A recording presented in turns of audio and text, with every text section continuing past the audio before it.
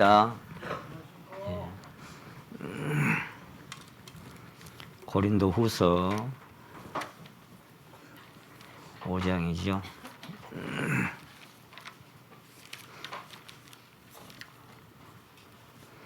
한 절만, 5장 17절 한 절만.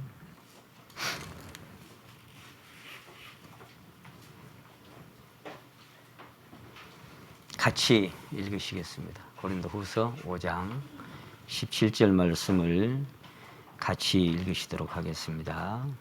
시작. 그런즉 누구든지 그리스도 안에 있으면 새로운 피조물이라. 이전 것은 지나갔으니 보라 새 것이 되었도다. 아멘. 네, 오늘은 보라 새 것이 되었도다 이 기록된 말씀의 주제를 따서 그대로 정했습니다. 지난 월요일부터 금요일까지 전국 여러 군데서 전도 집회가 진행이 됐었습니다. 좀 시골하고 다르게 서울은 이 전도 집회를 밤에 계속해서 가진다는 게 참 많이 어려운 여건인 것 같다는 생각이 듭니다. 가까운 데 사신 분도 계시지만 뭐 대부분 서울은 좀 복잡해요. 왔다 갔다 하기가. 제가 지난번에 집회 마치고 우리 사회하는 우리 성도님에게 집에 끝나고 가면 몇 시나 됩니까? 그랬더니 보통 한 10시 반쯤 될 것 같습니다. 그래서 아이고 너무나 멀다. 참 고생 많으셨습니다. 그렇게 말씀드렸습니다. 시골은 뭐 지역 교회는 아무리 멀어도 30분 뭐 내외면 다 오고 가고 합니다. 서울은 참 멀기도 하고 복잡하고 그렇습니다. 어쨌거나 끝까지 주인의 심장으로, 그리스도의 심장으로 함께 참여해 주시고 동참해 주시고 기도해 주신 모든 성도님들께 감사를 드립니다. 저희들은 듣든지 아니 듣든지 끝까지 이 말씀을 또 전했고 지금도 또 영상을 통해서 듣고 있는 영혼들도 있고 하나님이 끝까지 역사해 주시기를 바라는 마음뿐입니다. 오늘 여기 이제 누구든지 그리스도 안에 있으면 새로운 피조물이라. 새로운 피조물이다. He is a new creation 그랬어요. 새로운 창조물이다. 새로운 창조물이다 그 말은 이제 새로운 인류다. 저는 제3의 인류라고도 표현을 합니다만은 전혀 새로운 사람이 된 것입니다. 근데 여기 이제 말씀하시기를 이전 것은 지나갔으니 보라 새 것이 되었도다. 그렇게 말씀을 하셨어요. 여러분 심령 안에 이전 것은 지나갔다고 하는 것이 좀 경험이 좀 되시나요? 그리고 지나간 곳에 새로운 생명이 오셔서 우리를 새 것으로 만들어 주신 것이 심령의 감지가 되었을 때 비로소 새 것이라는 인식이 우리 심령 안에 감지가 될 것이다. 그런 생각이 듭니다. 우리 찬송가 493장을 우리가 드리는데요. 나 이제 주님의 새 생명 얻은 몸, 옛 것은 지나고 새 사람이로다. 그렇게 찬양을 드립니다. 근데 2절인가 보면 그런 대목이 나와요. 산천도 초목도 새 것이 되었고 죄인도 원수도 친구로 변한다. 이렇게 찬양을 드립니다. 산천도 초목도 새 것이 되었고 죄인도 원수도 친구로 변한다. 그러니까 모든 것이 사실 달라지는 것이죠. 인생의 가치관이 완전히 바뀌어버립니다. 땅의 가치관이 하늘의 가치관으로 바뀌어지고 잠깐 보여지는 것이 참 귀하게 보이고 그것이 전부인 양 느끼고 살았던 세상이 허망하고 덧없는 세상이고 잠깐 지나갈 그림자 같은 세상으로 바뀌어버리고 보이지 않는 하나님 주신 소망의 세계가 참 가치 있고 영원한 세상으로 내 심령 안에 다가올 때 내 심령이 전혀 새롭게 되는 그래서 목적이 달라지고 삶이 변화되고 인생이 달라지는 그것이 사실은 거듭나는 순간이다. 여러분에게 그런 순간이 있었습니까? 그렇게 변화되고 그렇게 새로워지는 순간이 없었다면 그 사람은 가짜일 수도 있다. 제가 그런 말씀을 자주 드립니다. 주 예수 내 마음에 들어와 새 사람 되고 그렇게 우리가 찬양을 드립니다. 주 예수 내 마음에 들어왔어요. 안 계셨던 곳에 빈집이었던 곳에 어떤 새로운 인격 한 분이 내 안에 그걸 이제 요한복음 1장에 보시면 영접하는 자고 그 이름을 믿는 자들에게는 그랬죠. 그래서 이제 계시록 3장에 기록된 것처럼 내가 문 밖에 서서 두드리노니 사람의 마음에 들어오고 싶어서 노크를 하고 계시는데 누구든지 내 음성을 듣고 문을 열면 내가 그에게로 들어가서 그로 더불어 먹고 그는 나로 더불어 먹으리라. 이제 사실 한 번 들어오신 것뿐만 아니라 우리 사도 바울께서 말씀하신 것처럼 겉사람은 후패하나 우리의 속은 날로 새롭도다 그래서 날로 더 깊은 곳으로 날로 더 영안의 깊은 처소로 더 다가오고 더 가까이 사랑으로 찾아오신 분이 우리 주님이시다 저는 그렇게 믿습니다. 그래서 인생이 달라지고 가치관이 달라지고 목적과 삶이 변화되는 그런 시점을 우리가 한번 경험해야 되는데 이제 어렸을 때 교회를 다니면서 내가 구원받고 거듭났다 그런 사람들이 그런 그 마음의 분명한 굽이 갈라지고 그렇게 딱 변화되는 그런 기점을 기억을 못하고 그냥 막연하게 교회 생활을 하는 분들이 있어요. 그런 사람들에게는 변화가 뭔지 잘 마음에 감지되지 않은 그런 것들을 볼 때 참 안타깝고 다시 한번 하나님께서 그 새로운 어떤 계기를 만들어 주셨으면 그런 마음도 있습니다. 그래서 골로새 3장 10절에 보시면 옛사람과 그 행위를 벗어버리고 새 사람을 입었으니 이미 벗어버렸고 또 새 사람을 입었다라고 과거 완료형으로 그렇게 말씀하십니다. 우리가 어디 여행을 떠나려고 하면은 이렇게 마음도 이렇게 바뀌지만은 이제 옷차림이나 모든 것을 바꾸죠. 새로운 옷을 입고 새로운 곳으로 출발하기 위해서 새로운 출발점이 우리가 있는 것입니다. 이제 우리가 하늘나라로 가기 위해서는 왜 이렇게 새 것으로 바꿔줘야 되냐면은 우리가 지난번 전도 집회 때도 찾아봤습니다만은 계시록 27장에 보시면은 또 내가 새 하늘과 새 땅을 보니 처음 하늘과 처음 땅이 없어졌고 바다도 다시 있지 않더라. 내가 만물을 새롭게 하노라. 모든 것이 새로운 이 세상과는 전혀 다른 그런 새 하늘과 새 땅에 들어가기 위해서는 이 세상에는 모든 것들이 내 심령 안에서부터 그 새 것으로 바뀌어진 것만 가요. 그 성경은 혈과 육은 하나님 나라를 유업으로 받을 수 없고 또 썩을 것은 썩지 아니할 것을 유업으로 받지 못하느니라. 이 세상에 썩을 것과 이 세상에 잠깐 있는 것들을 가지고는 하나님 나라에 결코 들어갈 수가 없고 거기 들어가 봤자 그것은 사실은 이제 백해무익한 그 필요 없는 것들로 버려지고 맙니다. 그래서 새 하늘과 새 땅으로 들어가기 위해서 이 혈과 육이 아닌 내 심령 안에서 새롭게 되는 분명한 계기가 있어야 새 사람이라고 새로운 그 하늘과 땅에 들어갈 수 있는 그런 사람이 합당한 사람으로 거듭나게 되는 것입니다. 처음 것들이 다 지나갔다. 만물을 새롭게 한다. 만물을 새롭게 하는 그 세상은 우리 심령이 새롭게 된 사람만 들어갈 수 있는 그 자격을 갖고 있는 것입니다. 자, 근데 성경은 전도서 1장 9절에 보시면 해 아래는 새 것이 없나니 해 아래는 새 것이 없나니 무엇을 가르쳐 이르기를 이것을 새 것이라 할 것이 있으랴. 새 것이 없어요. 전에 있던 게 또 있고 전에 있던 게 또 있고 전부 해 아래는 이 세상에 있는 것들은 전부 다 낡은 것들, 옛 것들밖에 없습니다. 새 것이 없습니다. 오직 새 하늘과 새 땅만 새 것입니다. 그래서 성경은 갈라디아 6장 15절에 말씀하시기를 할례나 무할례가 아무것도 아니로되 오직 새로 지으심을 받은 자뿐이니라. 아까 뉴 크리에이션이라고 얘기했던 것은 새로운 창조물, 새로운 피조물. 할례 받고 안 받고 무슨 종교 생활을 어떻게 하고 안 하고 그런 모든 것들이 중요한 게 아니고 그런 것들은 아무것도 아니다. 중요한 것은 새로 지으심을 받은 사람이냐 아니냐. 그래서 할례나 무할례가 아무것도 아니지만은 오직 새로 지으심을 받은 자뿐이니라. 에베소서에서 보면은 새로 지으심을 받은 자. 그것을 새 사람이라 성경은 그렇게 말씀하신 것입니다. 여러분 새 것이 됐다고 하는 것 거듭 말씀드리지만 내면적인 것을 말씀하고 있는 것입니다. 새 집으로 이사를 갔다고 해서 새 사람이 되는 게 아니에요.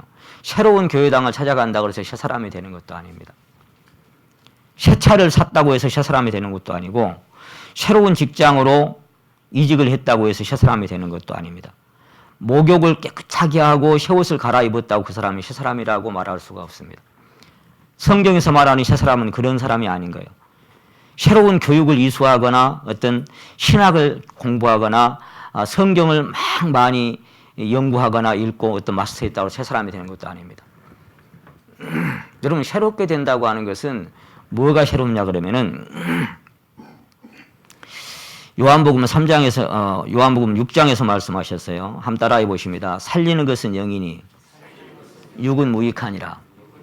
예, 그러니까 내 안에 죽어있던 영이 죄의 삭슨 사망이라서 하나님과의 관계가 단절되고 끊어졌죠.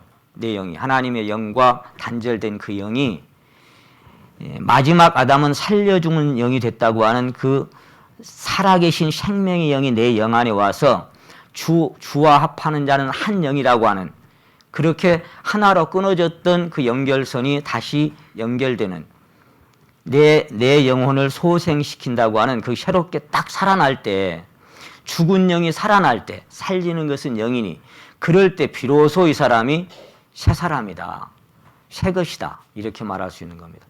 여러분은 여러분의 영이 그렇게 새롭게 소생된 기억이 있습니까? 새롭게 살아난 경험이 분명히 있습니까?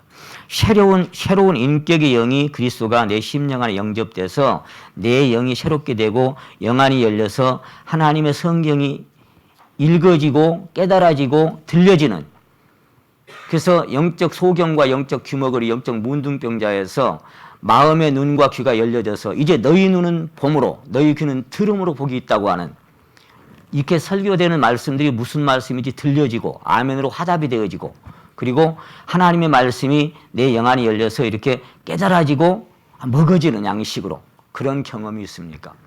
그렇지 않으면 여전히 소경입니다. 본다고 하나 소경이고 듣는다고 하나 귀머거리입니다. 분명한 한 번의 기점이 있어야만 하는 것입니다. 그리고 그것은 한 번으로 끝나는 게 아니라 계속해서 새로워져야만 하는 것입니다. 자, 그러니까 어떤 방법으로 새로워질 것인가, 어떤 방법으로 사람이 그렇게 새롭게 될 수 있는 것인가 하는 것은 방법은 오직 하나밖에 없다, 저는 그렇게 생각합니다. 아까 성령으로 난 것은, 살리는 것은 영이다. 요한복음 3장에는 육으로 난 것은 육이요 성령으로 난 것은 영이니, 육신으로 난 것은 평생 동안 살아가면서 어떤 것을 그 사람이 마스터하고 열심히 한다고 할지라도 육으로 난 것은 육이에요. 근데 성령으로 난 것만 영입니다. 그것이 곧 살리는 것은 영이라고 하는 새 영입니다. 그래서 누구든지 그리스도의 영이 없으면 그리스도의 사람이 아니다 그랬죠. 고린도 13장에는 너희가 믿음에 있는가 너희 자신을 시험하고 확정해봐라. 예수 그리스도께서 너희 안에 계신 것을 너희가 스스로 알지 못하느냐? 그게 감지가 안 되냐? 그럼 너희는 버리운 자다. 버리운 자다, 그 말이 실격자다, 불합격자다, 그런 얘기예요. 그러니까 네 안에 진짜 그리스도의 생명의 영이 왔냐? 그 그리스도가 너희 안에 거하신 것을 너희가 스스로 감지하지 못한다면 너는 버려진 자야. 다른 말하면 가짜다, 그 말이에요. 제가 집회 때도 말씀드린 것처럼 누가 아무것도 되지 못하고 된 줄로 생각하면, 종교 생활이라고 하는 것은 많이 듣고 보고 막 습관적으로 막 하니까 내가 뭐가 된 건 줄로 착각하기 쉬워요. 착각하기 쉽지만 실제적으로 그 분명한 기점을 딱 찾아 들어가 보면 가짜인 사람이 너무나 많습니다. 그래서 이것은 단체적으로 어떤 점검해야 하는 것이 아니라 요한복음 1장에 보시면은 참빛꽃 세상에 와서 한번 따라 하십니다. 각 사람에게, 각 사람에게 그랬어요. 각 사람에게 비치는 빛이 있었나니. 옆에 똑같이 앉아 있어도 옆에 사람은 깜깜한데 그 사람 안에만 새롭게 될 수 있어요. 그러니까 같이 앉아 있고 같이 막 열심히 생활한다고 함께 형제자매가 아닌 거예요. 내 안에 분명한 간증이 있어야 돼요. 그래서 마음으로 믿어 의에 이루고 입으로 시인하라고 말씀하신 것은 이 믿음에 있는가, 그 사람이 진짜 그 믿음을 갖고 있는가를 이렇게 간증을 들어봐야 돼요. 근데 간증을 시켜보면 손이 뒷꼭지로 간다거나 글쎄요 뭐 이렇게 해버리면 이거 가짜예요. 여러분, 분명한 간증이 있어야 돼요. 그 간증을 듣기 전에 사실 형제님이라고 자매님이라고 부를 수가 없는 겁니다. 그래서 이 세대를 본받지 말고 오직 마음을 새롭게 함으로 변화를 받아 그랬어요. 마음을 새롭게 한다. 에베소 3장에 보시게 되면 심령으로 새롭게 돼요. 마음이 새롭게 되고 심령이 새롭게 될 때 비로소 새 사람이라고 얘기하는 것입니다. 그 마음이 변화돼 버리니까 모든 것들이 바뀌어요. 여기서부터 바뀌어지는 이 중심에서부터. 그래서 마태복음 15장에 보시게 되면은 예수님께서 참 찾아보십니다. 이사야서 29장에 기록된 말씀을 인용을 해서 이 말씀을 하셨는데요. 마태복음 15장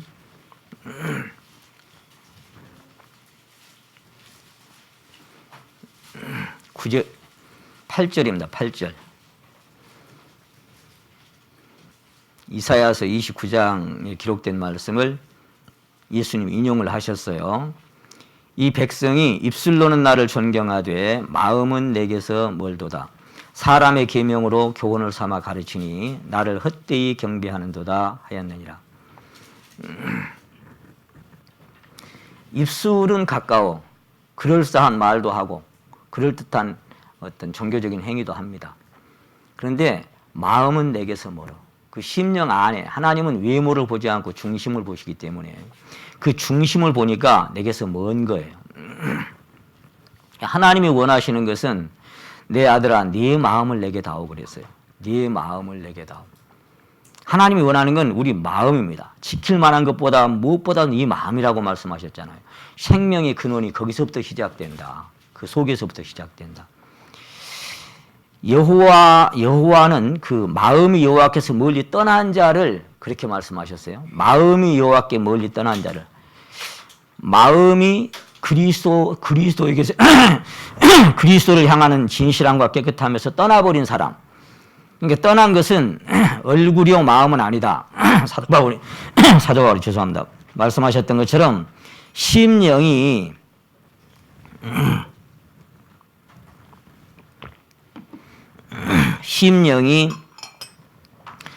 그리스도와 함께 연합돼서 그분 안에 생명 안에 머무는 사람.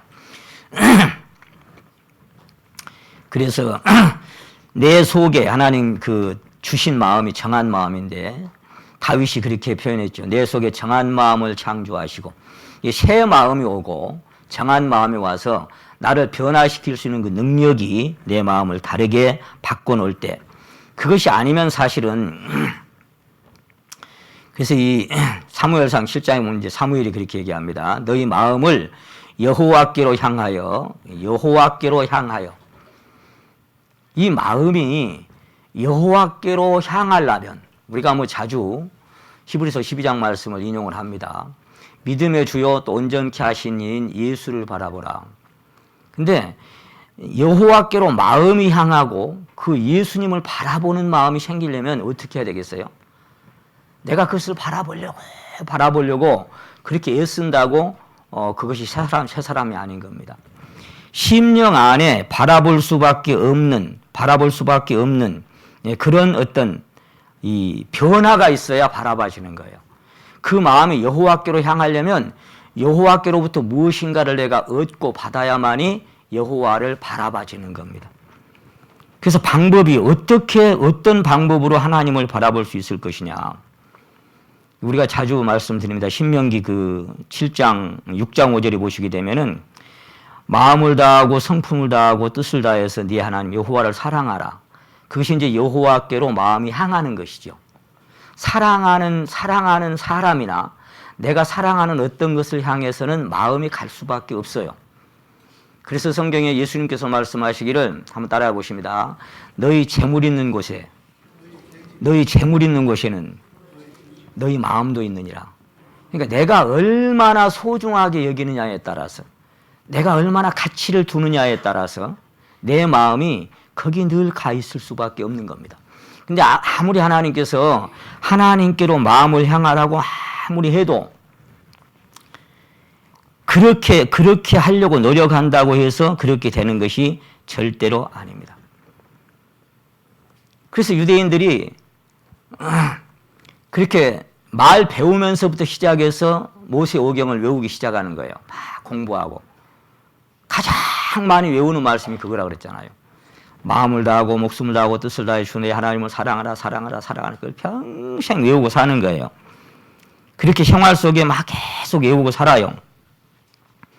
근데 그 유대 민족 중에 그 계명을 지키는 사람이 있었다고요, 없었다고요? 예? 오늘도 설교 그만할래. 아니 어렸을 때부터 평생 하나님을 막 사랑하라고 여호와께 마음을 향하라고 막 그렇게 하는데 그 계명을 지킨 사람이 있었다고요, 없었다고요? 그것이 예수님께서 하신 말씀이에요. 요한복음 5장 42절에서 하나님을 사랑하는 것이 너희 속에 없음을 내가 알아노라. 어렸을 때부터 그렇게 사랑하라고 막 외우고 사는데 왜 너희 중에 하나님을 사랑하는 것이 없는 것을 내가 안다 그렇게 말씀하셨겠어요? 왜 그렇게 골백번 암송하고 통독하고 막 그렇게 종교로 발버둥친 사람들한테 너가 아버지는 마귀다 왜 그랬겠어요? 이 중심에서 그 생명으로 인한 변화가 없이 입으로 계속 하는 것은 지금 여기 말씀하셨잖아요. 입으로는 나를 존경해. 입으로는. 근데 마음은 내게서 멀어. 먼 것도 보통 먼 것이 아니고 네가 아버지가 마귀다 할 만큼 멀어. 예. 천국하고 무슨 상관이 있고 주님과 무슨 상관이 있어요. 이게 종교 생활이에요. 그냥 왔다 갔다 하는 거예요. 세상 말로 마음은 콩밭에가 있는 거예요. 예. 오고 싶어 온 게 아니라 그냥 일요일 날이니까 그냥 어쩔 수 없이 오고 수요일도 또 아이고 오늘 저녁에 가야 되나. 그것이 종교 생활인 거예요. 예. 그렇게 하는 그런 삶이 하나님 볼 때는 이사야서 1장에 기록된 말씀처럼 너희가 내 마당만 밟고 다니는구나 그랬어요. 마당만. 마음도 없는데 그냥 와서 앉아 있는 거예요. 마당만 밟고 다니는 거예요. 예. 그게 무슨 소용이 있겠어요.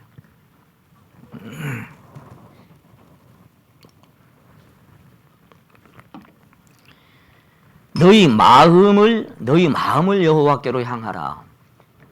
아들아, 네 마음을 내게 다오. 우리 지키는 네 마음을 자꾸 말씀하시는, 이 중심을 자꾸 말씀하시는 거예요. 방법은 딱 하나밖에 없다. 저는 그렇게 말씀을 드리고 싶습니다. 오직 그렇게 되려면 뭐만 방법인가 하면은 사랑만이 방법이에요. 이것만. 이게 답이에요.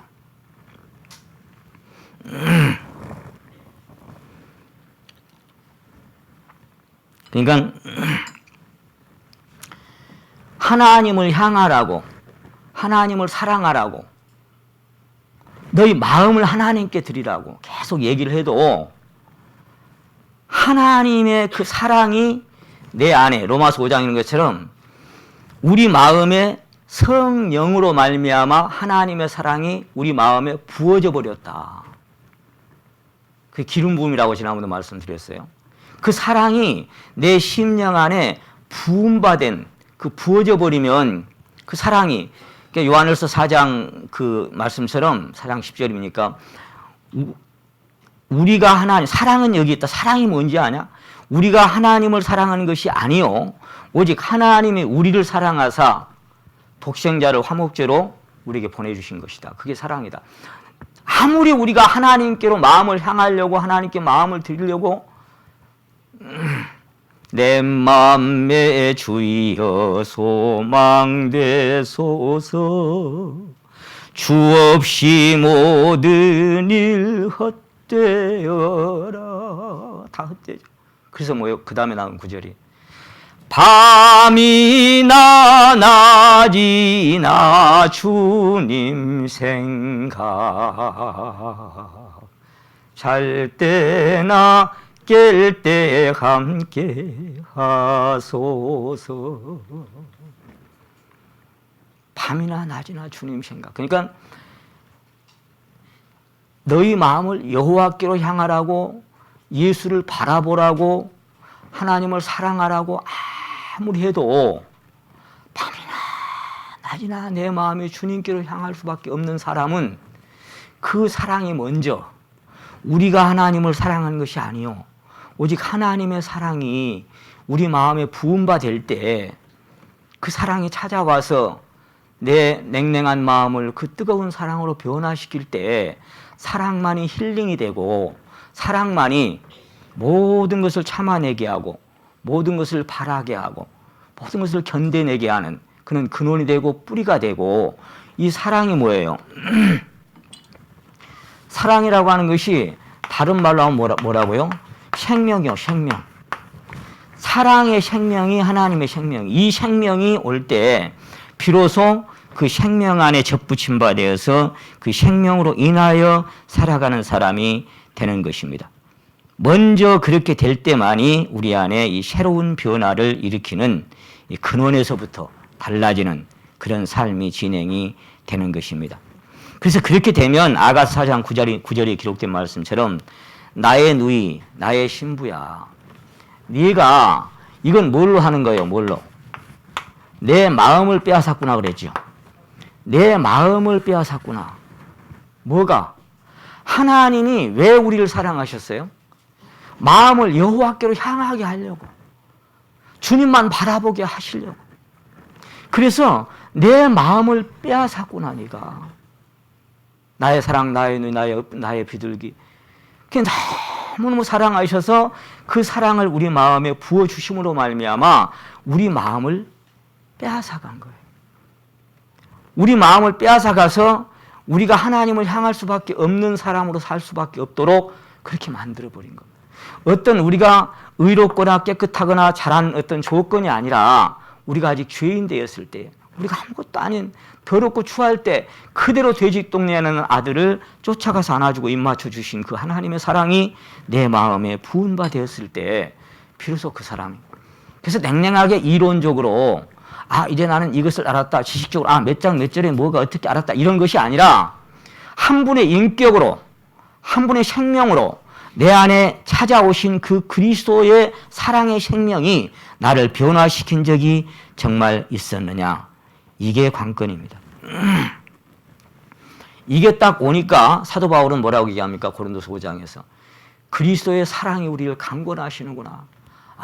그 사랑이 나를 주님을 향하여 갈 수밖에 없도록, 주님을 향하여 살아갈 수밖에 없도록 그렇게 강하게 나를 밀어붙이는구나.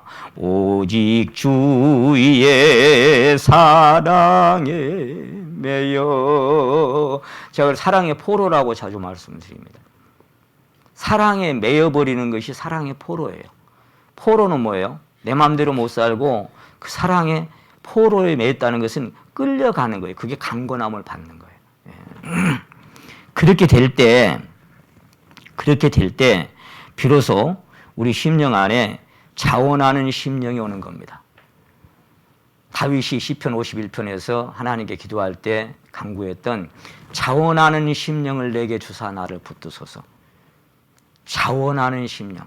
이게 사도 베드로는 뭐라고 말씀하셨냐면은 누가 말하려거든 하나님의 말씀을 하는 것 같이 하고 누가 봉사하려거든 하나님의 공급하시는 힘으로 하는 것 같이 해라.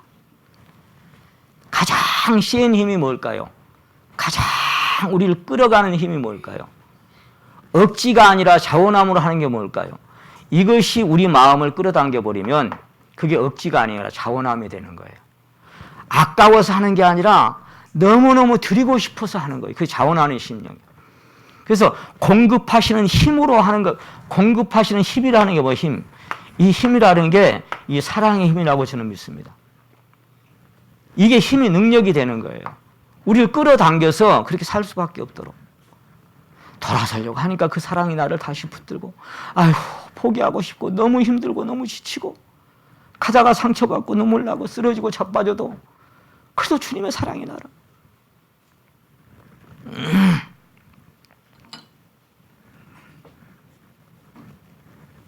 우리 그 찬양, 그런 찬양이 있죠. 나의 등 뒤에서, 저는 그렇게 불렀으면 좋겠어요.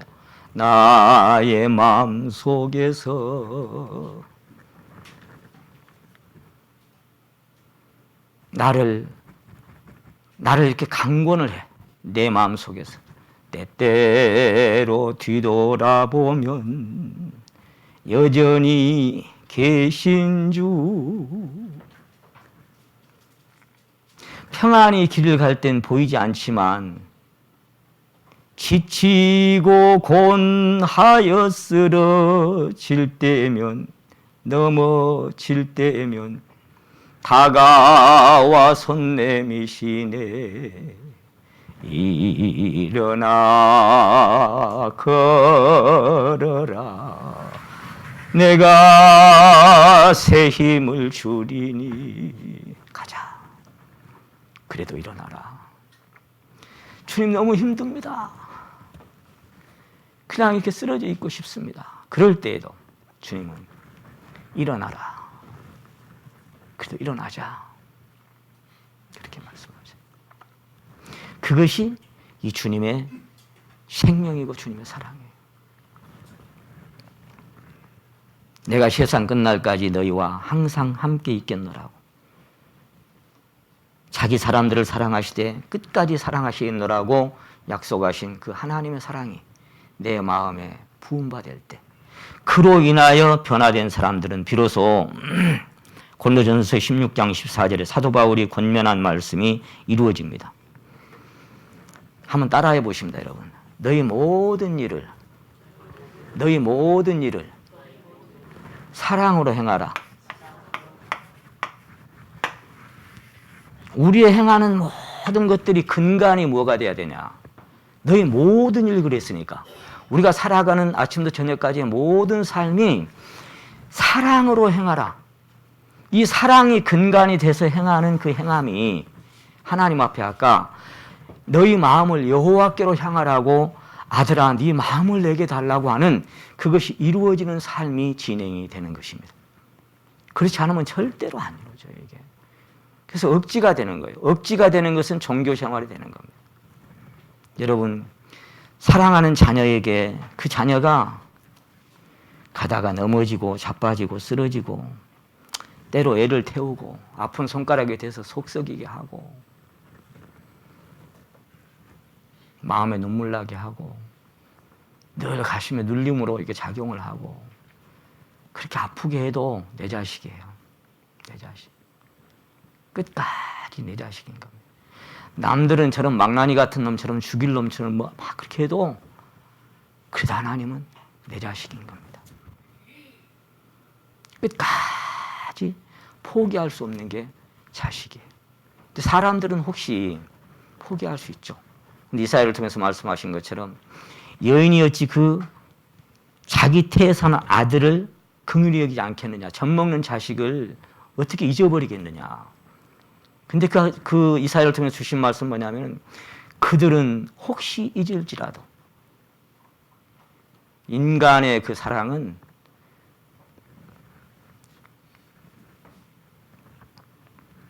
그들은 혹시 잊을지라도 그 말은 뭐예요? 배고프니까 잡아먹어버렸죠.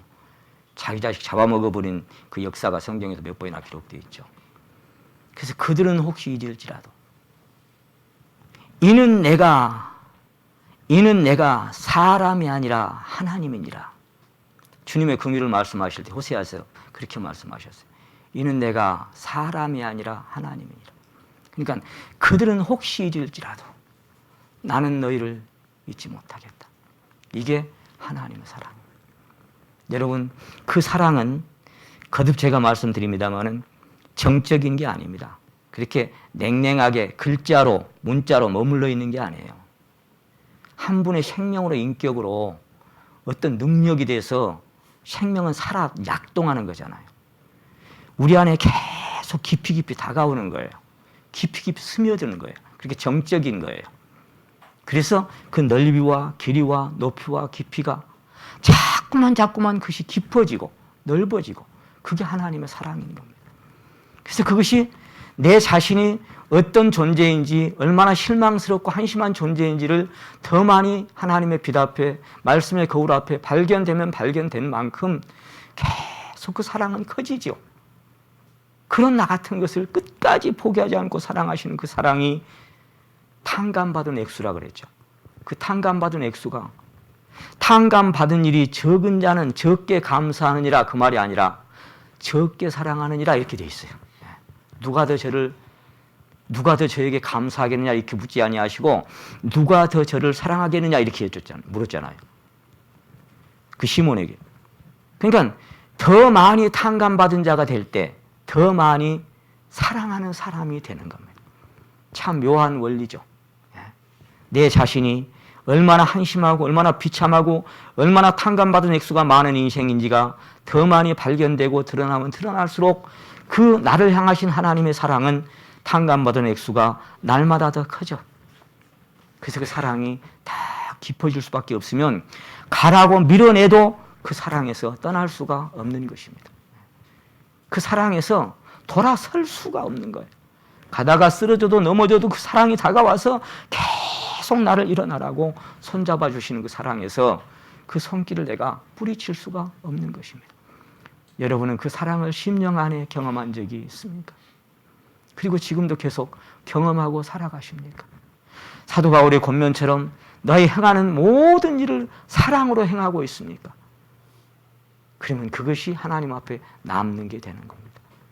그리고 그분 앞에 갔었을 때도 결국은 그것을 내가 한 것이 아니고 오직 내 안에 거하는 하나님의 은혜가, 하나님의 사랑이 나를 그렇게 살게 했다는 것을 깨달을 때, 그것이 보일 때 그 씌워주신 면류관 벗어서 그분의 발 앞에 돌려드릴 수밖에 없는 그런 사람으로 우리가 남을 수밖에 없는 것입니다. 그게 하나님의 사랑입니다. 나는 감춰지고 오직 주님이 사는 것이 그 사랑으로 사는 것입니다. 그 존 리치가 했던 얘기처럼 나는 아닙니다. 오직 주님이십니다. 영광을 받고 사랑을 받고 높임을 받으실 분은 나는 아닙니다. 오직 주님이십니다. 보여지고 알려지고 들려질 분은 나는 아닙니다. 오직 주님뿐이십니다. 생각에도 언어에도 행동하는 데에도 외모에 있어서도 나는 아닙니다. 주님, 나는 아닙니다. 오직 내게 부어주신 거 하나님의 사랑으로 인하여 그렇게 내가 산 것이 있다라면 내 안에 계신 주님의 은혜와 사랑으로 한 걸음 걸었을 뿐입니다. 그건 내 힘이 아니었고 오직 내 생명으로 오셔서 나를 사랑으로 주장하시는 그 사랑에 이끌려서 내가 한 걸음 살아왔을 뿐입니다. 그래서 인간이 변화되고 달라지는 시간은 여러분 하루아침에 되는 게 아닙니다. 여러분 야곱이 야복강가에서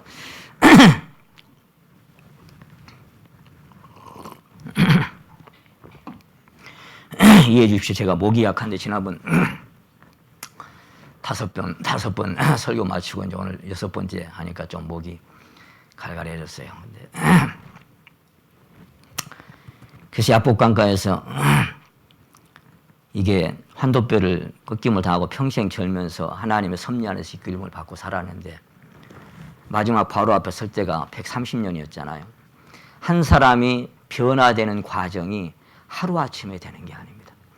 그런 오랜 세월이 지난 다음에 그런 다음에 애굽 가가지고도 거기서 17년을 더 산 다음에 그러니까 147세 때 비로소 그는 영안이 완전히 밝아지면서 반대로 그러니까 그 말씀이 고린도서 4장 말씀을 생각하게 합니다. 겉사람은 후패하나. 이 두 눈은 잘 안 보이잖아요. 잘 안 보이는데 근데 자기 안에 영안은 환하게 밝아져. 그때 비로소 그가 했던 그 간증, 나의 나무로부터 오늘까지 나를 기르신 하나님, 그 길러가는 과정, 그러니까 크리스찬들이 이 하나님의 사랑 안에서 자라가는 그 과정은 태어나서 인생이 맞춰지는 날까지 야곱은 147년이 걸렸는데 저는 주님 안에서 겨우 이제 46년을 걸어왔습니다. 조금 뭔가 알 것 같은데 아직도 그 사랑에 온전히 매이려면 먼 인생을 보게 됩니다. 그래서 인간이 변화되는 것, 그것은 한 번 딱 새롭게 되는 계기가 있고 그리고 그 다음에 계속해서 육으로 난 것은 육이니까 육은 어째요?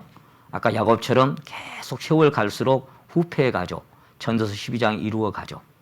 근데 우리의 속은 날마다 새로워지는 그 사랑은 여러분, 사랑은 늙는 게 아니에요. 사랑은 부패되거나 사랑은 이렇게 없어져 가고 소멸돼 가는 게 아니에요. 사랑은 날마다 마음을 설레게 하고 사랑은 날마다 마음을 새롭게 하는 거예요. 그게 사랑인 거예요. 그게 사랑의 힘인 거예요. 그래서 날마다 새롭다 그랬어요. 그 사랑에 매이게 되면 마음이 날마다 새로워요. 내가 비록 육신은 이제 연로해서 쭈그러들고 온 몸이 쇠약할지라도 속에 그 사랑은 나를 계속해서 감동받게 하고 하나님 앞에 감동되게 하고 하나님을 찬양하게 하고 하나님 앞에서 마음이 자꾸만 새롭고 뜨거워지고 그 사랑에 감동돼서 가슴이 뜨거워서 눈물 나게 하는, 아까 우리에게 말씀을 풀어주실 때 우리 마음이 뜨겁지 아니하더냐? 그게 뭐 성경 펴갖고 몇 말씀 가르쳐줘서 뜨거워졌을까요? 그 몇 말씀을 풀어주는데 그게 가슴 안에 밀려 들어올 때 가슴이 막 뜨거워지는 거예요. 그 엠마오와 같은 두 제자가. 그런 것처럼 여러분, 너희가 서로 사랑하되 마음으로 피차 뜨겁게 사랑하라. 사랑은 그렇게 뜨거운 열정으로 우리를 몰아가는 것입니다. 그래서 덥지도 아니하고 차지도 아니하고 미지근한 그런 사랑이 아니라 그렇게 뜨겁게 우리 심령을 변화시켜서 달고 가는 게 하나님의 사랑인 것입니다. 그래서 여러분, 아까 유대인들에게 주셨던 왜 하나님은 그 계명을 주셨겠어요? 다른 계명 다 많은데 딱 두 개로 나누잖아요. 첫 번째는 뭐예요? 마음을 다하고 목숨을 다하고 뜻을 다하여 주 너희 하나님 사랑하고, 그 다음에는 그 사랑을 가지고 내 이웃을 내 몸같이 사랑하고. 근데 왜 하나님은 우리 인간들에게 그 사랑을 주셨겠어요? 왜 그랬겠어요? 하나님이 사랑이시니까. 그 사랑을 나눠주고 그 사랑으로 또 사랑받고 싶은 거예요, 주님. 그래서 하나님께서 자기 양떼를, 자기 양무리를 남겨두고 가려고 하는데, 자기는 갔다 성령으로 이제 다시 오신다고 하셨지만, 근데 그 양무리 양떼를 누구한테 맡길 것인가를 많이 고민했다고 그랬죠. 고민할 수밖에 없죠. 자기가 생명을 줘서 샀던 양떼들인데, 양무리들인데, 이걸 누구한테 맡겨놔야, 어떤 사람에게 맡겨놔야 이 양무리를 잘 칠까? 조건은 딱 하나밖에 없었어요.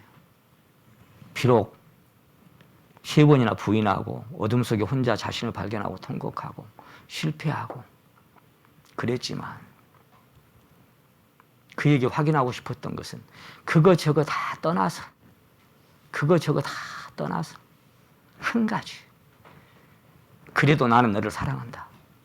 근데 너 나 사랑하냐? 그거 하나 확인받고 싶었어요. 너 나 사랑하냐? 딱 그거 하나, 다른 거 아무것도 물을 게 없어요. 그거 사랑 하나. 내가 주를 사랑하는 줄 주께서 아시나이다. 그거 하나 확인되니까 내 양을 먹이라 그랬어요. 내 양, 너 조건 됐다 그 말이에요. 너 조건 구비되고 완료됐다. 준비됐다. 그거 하나면 된다. 그거 하나면 충분하다. 내 양을 먹이고 내 양무리를 치고 때를 따라 양식을 먹여주는 그 조건, 그거 하나면 됐다. 그게 거기 맡겨준 거예요. 내 양을 먹이라고. 내 양을 길러주라고. 여러분. 그래서 이 사랑의 물을 주고 이 사랑의 마음을, 주님의 사랑을 나눠주는 것이 우리 서로가 마디와 힘줄로 공급하고 피차 교통하는 그게 사랑입니다. 여러분. 그걸로 할 때 교회 안에는 억지가 없는 거예요. 너무 자원하는 심령으로 그렇게 될 수밖에 없는 것입니다. 그래서 윤리나 도덕이나 선행이나 그 외식하는 어떤 그런 모습들이 아니라 중심을 보시는 하나님께서 내 안에서부터 시작된 것들, 아래서 난 것, 세상에 속한 것, 마귀에서 난 것, 육에서 난 것, 온 세상은 악한 자 안에 처해 있는 것이기 때문에 이 흑암과 사망의 그늘에 매인 이것을 가지고는 하나님 앞에, 그게 바로 이제 애굽에서 아직 탈출하지 못하고 살았던 유대인들의 모습이랑 마찬가지죠. 그래서 이 성경은 딱 두 가지 생명으로 나눴어요. 뭐 여러 방면으로 나눌 필요가 없었어요. 하늘에서 난 자와 땅에서 난 자 두 사람이 전 인류를 대표합니다. 하늘에서 난 자 예수 그리스도, 땅에서 난 자 아담. 그것을 고린도전서 15장에서 찾아봅니다. 그 뒤에 고린도전서 15장. 음.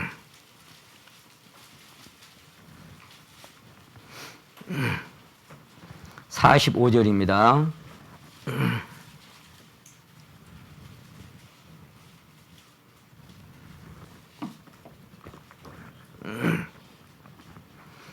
기록된 바 같이 한번 읽겠습니다. 그러면 시작.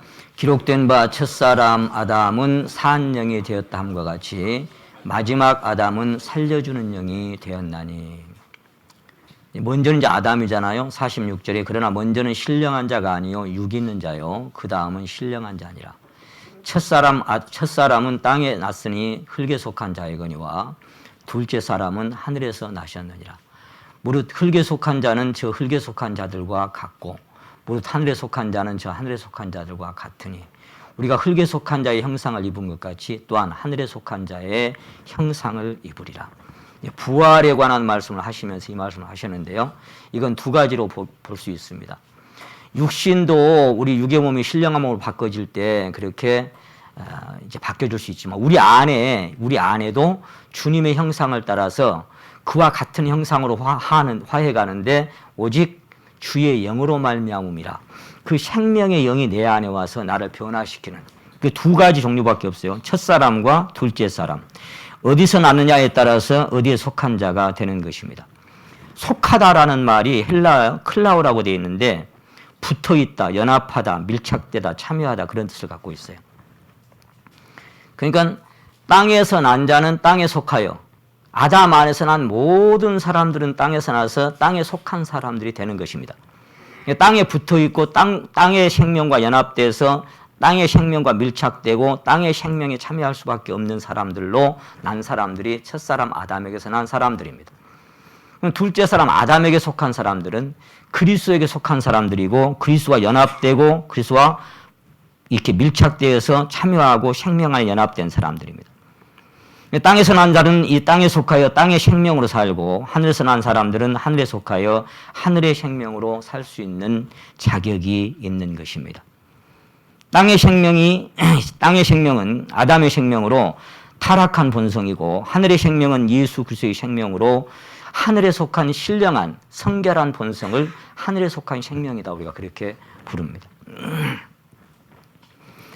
거듭 말씀드리지만 땅에서 난 생명을 개선시키거나 훈련시킨다고 하늘의 생명이 될 수가 없다는 것을 우리는 본성이라는 주제를 통해서 몇 번의 시리즈로 말씀을 드렸습니다. 비슷하게 모방하고 흉내낼 수 있을지는 모르지만 타고난 본성이 다른 생명으로 바뀌어질 수는 절대로 없는 것입니다. 우리가 그런 그 이솝 그 이야기인가 그 애들을 읽는 책에 보면 그런 내용 나오잖아요. 여우가 그 이렇게 사자의 가죽을 쓰고 이렇게 사자인 척 그렇게 꾸미잖아요. 근데 제가 그런 제목으로 말씀 한번 드린 적이 있어요. 그 도금이냐 순금이냐. 예. 여러분 얇게 입혀진 그 은으로 얇게 입혀진 도가니 같다. 뭐 이제 그러니까 금이나 은이나 이 본 덩어리가 순금이 있고 위에 이렇게 잠깐 발라놓은 도금이 있어요. 도금은 어째요? 조금만 긁어내면 그냥 금방 본색이 드러나죠. 근데 그 안에 진짜 순금이면은 그럼 그것은 그 생명 자체는 여러분 그건 만들어낸 게 아닙니다. 하나님의 생명 자체는 우리 안에서 이렇게 발생을 해서 우리 안에서 나를 변화시켜가는 것이지 그게 우리가 만들어내거나 연습하거나 훈련한다고 그렇게 되는 것이 절대로 아닙니다. 제가 옛날에 이 임플란테이션이라고 하는 그 말씀을 한번 드렸어요. 그러니까 이 안에 이 생명을 심었다 그 말은 안에 갖다 이렇게 딱 심어버린 거예요. 빠질 수 없도록. 그 안에 생명이 심겨져 버린 거예요. 그래서 그 생명의 뿌리에 있는 진액을 받을 수밖에 없는 그런 존재로 우리를 만들어내서 모방하고 흉내내고 그렇게 훈련하고 종교 생활로 달라질 수 없는 것이 생명이라는 것은. 생명은 왜냐하면 씨앗이나 뿌리에서부터 그 종류가 결정되기 때문에 생명의 본성은 자연스러운 것입니다. 제가 고린도 3장 말씀, 2장 말씀이니까 자주 그런 말씀 드립니다. 너희는 그리스도의 향기가 되려고 노력해라. 그리스도의 향기가 되려고 애써라. 이렇게 말씀하신 말씀이 없다고 그랬죠. 너희는 그리스도의 향기니 그랬다 그랬죠. 그러니까 향이 나는 그런 꽃이나 풀은 이렇게 해서 이렇게 맡아보면 그냥 확 이렇게 나는 거예요. 그 향기가. 그 막 향기를 만들려고 우리가 애쓰는 게 아니에요. 그래서 이 시대가 마지막으로 갈수록 이 생명으로 산다고 하는 것이 뭔지를 감지하는 사람들이 참 많지가 않아요. 이게 성경 말씀을 아무리 많이 통독을 해도 그 말씀이 믿는 자 속에서 역사한다 그랬잖아요. 이 말씀이 믿음으로 내 안에 와서 생명으로 역사가 되는 순간이 될 때 우리가 거듭나게 되고 구원받게 되고 그 위의 삶도 마찬가지예요. 나는 하늘로부터 내려온 산 떡이다. 그러니까 내 피를 마시고 내 생명, 내가 그에게 들어가서 그는 나로 더불어 먹고 나는 그로 더불어 먹는다. 이게 무슨 얘기예요? 계속해서 그리스도를 먹고 마시고 살아가는 그것은 어떤 이론이 아니라 실제적으로 내 안에서 일어나는 그 생명의 약동의 그 어떤 역사가 일어나는 것을 말씀하고 있는 것입니다. 그래서 단 한 분 예수 그리스도 외에 그 누구도 위에서 난 생명은 없습니다. 제가 지난번 전도집도 말씀드렸습니다만 그 이상한 인생이 하나 와가지고 첫날 말씀을 듣는데 그 신천지라 그래요. 신천지. 나중에도 밝혀져갖고 내가 깜짝 놀랐습니다만 참. 그러니까 천주교 교황도 하나님의 교회 안상홍이도 신천지 이만희도 통일교 문선명이도 새빛교회 김풍일이도 뭐 이 세상의 어떤 인생도 여러분 땅에서 난 인생들이 땅에서 난. 그래서 그 사람들이 생명의 구주가 될 수가 없는 것입니다. 뭐 안상홍 성령님의 이름으로 그렇게 기도한대. 아이고 참 기가 막혀가지고 여러분 그런 잡것들하고 그리스도는 비교 대상이 될 수가 없습니다. 내가 곧 길이요 진리요 생명이니 나로 말미암지 않고는 아버지께로 올 자가 없다고 하신 위로부터 난 생명 예수 그리스도의 생명 그 생명 하나만 온입니다. 오로지 그 생명 하나만 우리의 생명이 될 수 있고 영원한 생명으로 우리를 이끌어 가실 수가 있는 것입니다. 그 어떤 인생도 하늘에서 난 자가 없기 때문입니다. 그리스도 한 분 외에 모두는 구원받고 거듭나야 할 죄인들입니다. 그런 인생, 아까 제가 언급했던 그런 인생들도 다 그리스도를 구주로 영접해서 구원받지 않으면 지옥입니다. 지옥 밑창에 떨어집니다. 그래서 자기도 들어가지 않고 들어가려 하는 자들을 막아서 들어가지 못하게 하는 자들이라고 그러죠. 바로 그런 인생들을 얘기하는 거예요. 자기도 들어가지 않고 들어가려 하는 자도 못 들어가게 막고 있고. 그래서 우리가 지난번에 마태복음 23장을 집회 때 찾아봤습니다마는 교인 하나를 얻으려고 바다와 육지를 두루 다니다가 여기저기 여기까지 왔죠. 교인 하나를 얻으려고. 근데 얻으면 너희보다 배나 더 지옥 자식이 되게 하는도다. 지옥 자식을 만들어 놔요. 교인을 만들면. 그렇게 참 한심스러운 인생들이. 저도 제 친족 중에 그런 사람이 있어가지고 참 속이 상하고 애가 타고 하도 그런 얘기 그만합시다. 어쨌거나 그래서 하나님은 한 분이시고 하나님과 사람 사이의 중보도 한 분이시니 곧 사람이신 그리스도 예수라. 그리스도 한 분만이 유일하게 위선한 하나님의 생명입니다. 그 한 분 이외에 아무것도 있을 수가 누구도 없습니다. 위로부터 오시는 이는 만물 위에 계시고 하늘에서 오시는 이 만물 위에 계신다. 그래서 나는 하늘에서 내려온 산 떡이다. 이 떡을 먹으면 영생한다. 내 피를 마시면 그러니까 그 사람들은 무슨 얘기인지 이게 못 알아들으니까 뭐라 그랬어요. 그 많은 사람들이 참 저 말은 심히 듣기 어렵다야. 누가 지 살을 우리한테 줘서 먹게 하겠냐. 야, 참 뭔 말인가 참 어렵다. 영적인 어떤 것을 얘기하고 있는데 육적인 것을 이렇게 생각하고 듣고 있으니 무슨 얘기인지 이해가 안 가는 겁니다. 바리새인 중에 니고데모라고 하는 유대인의 관우도 마찬가지죠. 거듭나야 하겠다 그러니까 뭐라고 얘기했어요? 엄마 뱃속에 다시 들어갔다 나오라고요? 그게 뭔 말인지를 모르는 거예요. 야, 이스라엘의 선생으로서 너 그런 것도 모르냐? 예, 뭔 말인지를 모르는 거예요. 예. 어머니 뱃속에 들어갔다 나오라고요?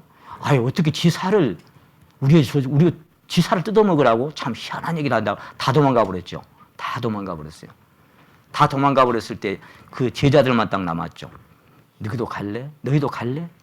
너희도 갈 테면 가. 베드로가 명언 중에 명언을 합니다. 주여 영생의 말씀이 계시면 우리가 네게로 가오리이까.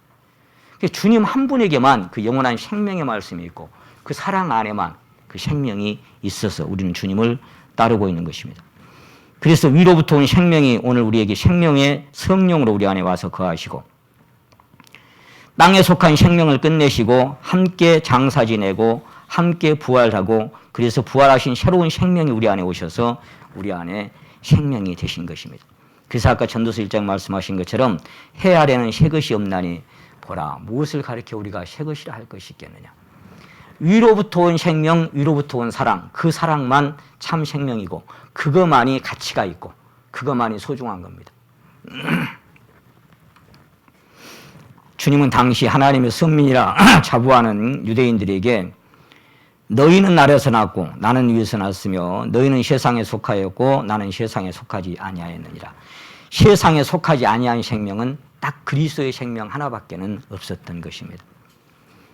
그들은 믿음의 조상 아브라함이 우리의 조상이라고 하나님 아버지라고 막 항변했잖아요. 그러나 요한복음 8장 44절에 너희 아버지는 마귀다. 참 정말 충격적인 이야기죠. 우리가 아브라함의 자손이고 그리고 우리가 종이 된 적이 없다. 하나님 우리 아버지다.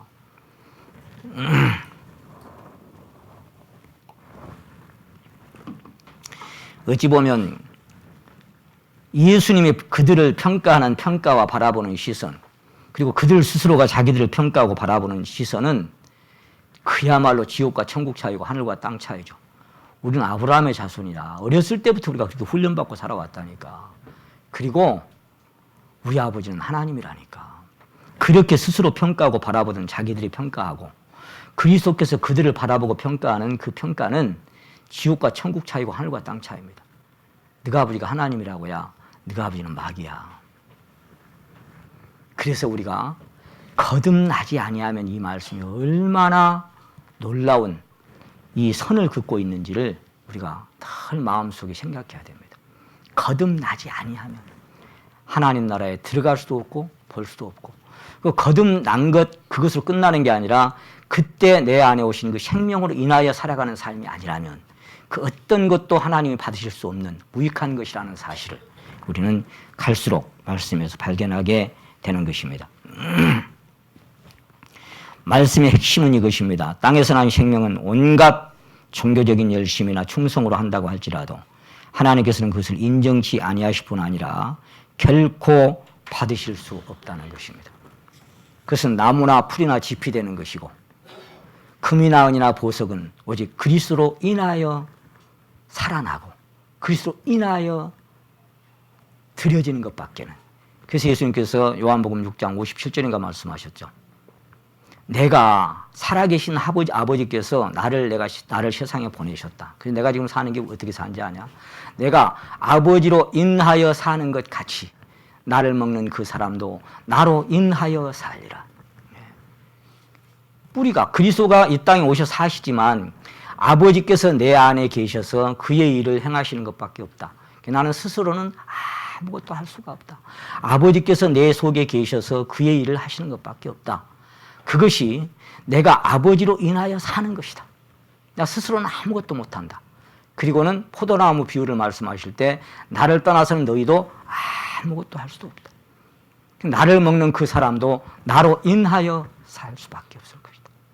나로 인하여. 그래서 우리가 그리스도로 인하여 사는 것이 아니라면 그 사람의 인품이나 성격이나 제가 지난 집회 때 말씀드렸죠. 뭐 사람들 앞에 인자하게 보이고 아주 그래서 참 지적으로 보이고 매력 있어 보이고 그리고 사람들로부터 칭송도 받고 사람이 그냥 옳게 보이나 그랬잖아요. 그래서 사람들에게 이 선한 일도 많이 하고 자선도 하고 자기에 있는 가진 모든 것으로 구제한다고 할지라도 자기 몸을 불사르게로 내어준다고 할지라도 그게 여러분 얼마나 큰 건지 한번 보세요.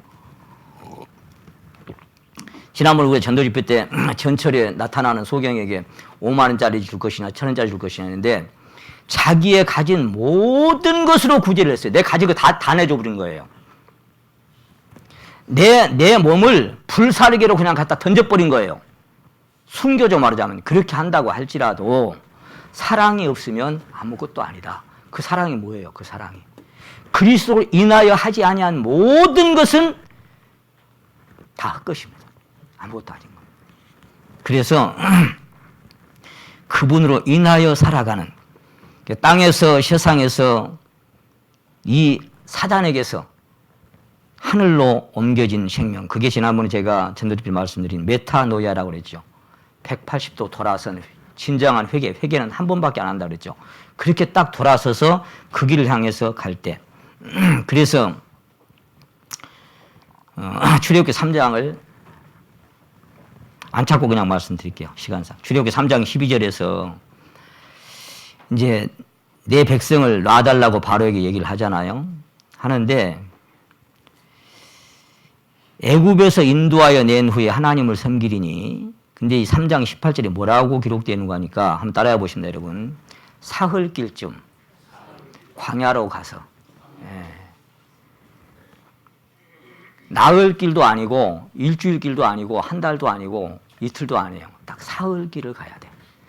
애굽에서부터 사흘 길을 떠나야만 하나님께 예배를 드릴 수 있는 자격이 생겨지는 거예요. 그 사흘 길이 뭐예요? 내가 그리스도와 함께 십자가에 못 박혀 죽고 그와 함께 장사되고 그와 함께 부활되는 게 3일이에요. 그 3일 길을 가야만이 비로소 하나님께 예배 드릴 수 있는 자격이 생기는 거예요. 이 산에서도 말고 예루살렘에서도 말고 하나님께 예배할 때가 오나니 곧 이때라. 이때가 누구예요? 바로 그리스도를 만나는 그 순간입니다. 사마리아 수가성의 여인이. 그래서 그 예배하는 자가 실령과 진정으로 예배할지니라. 그 그리스도를 만나는 순간이 예배하는 순간입니다. 그 사흘길을 지나가지 않으면 결코 예배할 자격이 없는 겁니다. 그래서 이 출애굽기 5장 3절에 우리가 사흘길쯤 광야로 가서 우리 하나님과 그렇게 됐을 때 비로소 하나님께 드려질 수 있는 구별된 자격이, 성별된 자격이 되는 것입니다. 여러분, 그래서 그 사흘길쯤 광야로 가려고 하는데 그 사흘길쯤 광야로 떠난 사람들이 누구냐 그러면 고린도서 1장에서 에클레시아예요. 에클레시아.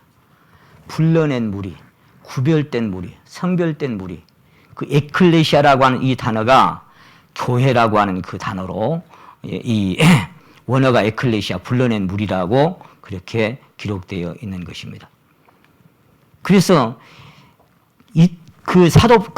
바로는 뭐라고 얘기하는, 이제 바로는 사단의 그림자죠. 8장에 가서 비로소 뭐라고 얘기, 이제 이 파리 재앙이 끝나고 나서 뭐라고 해, 너희는 한번 따라해 보십니다. 가서 이 땅에서 하나님께 예배를 드려라. 그 사단은 사흘길을 떠나고 있다고 하는 사람들에게 가기는 가는데 어디에서? 이 땅에서. 가기는 가는데 이 땅에서 하나님께 예배를 드려라 그래요. 그게 사단이에요.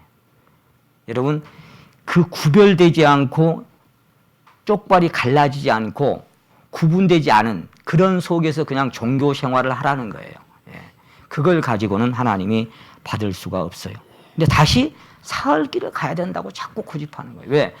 그건 이스라엘 민족이나 모세가 스스로 생각했던 게 아니라 하나님이 그렇게 말씀해 주셨기 때문에, 하나님의 사흘길을 떠나라고 했기 때문에 우리는 사흘길을 떠나야 한다고 자꾸만 고집하는 것입니다.